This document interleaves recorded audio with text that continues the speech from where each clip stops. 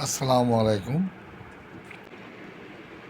আগামী 8-9-2024 তারিখের market prediction.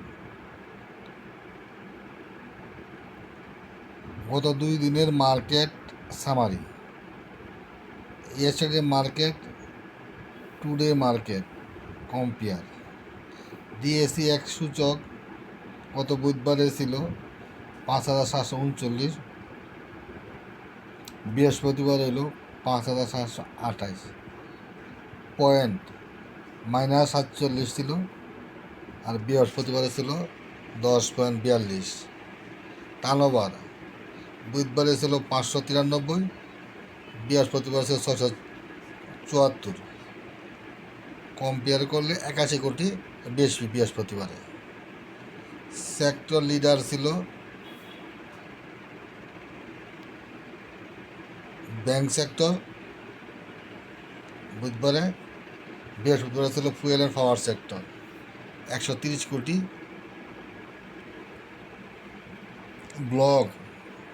ব্লকে ট্রেড হয়েছিল 31 কোটি বুধবারে, বৃহস্পতিবার হয়েছিল 22 কোটি, 9 কোটি কম। গেইনার ছিল বুধবারে 81, বৃহস্পতিবার ছিল 98, 17টা বেশি কোম্পানি, 17টা কোম্পানি বেশি ছিল পজিটিভ। লুজার ছিল 264 বুধবারে, বৃহস্পতিবার ছিল 254টা,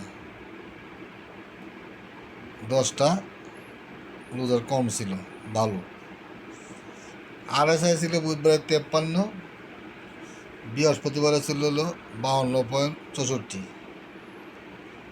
-0.36 কম। মানি ফ্লো 47 বুধবারে ছিল, বৃহস্পতিবারে মানি ফ্লো 40.15, মানি ফ্লো অনেক কমে গেছে। কি 13.38 ছিল, কি 12.67, মাইনাস। কি যত কম হবে মার্কেট তত ভালো। রবিবারের জন্য মার্কেটের প্রেডিকশন। রবিবার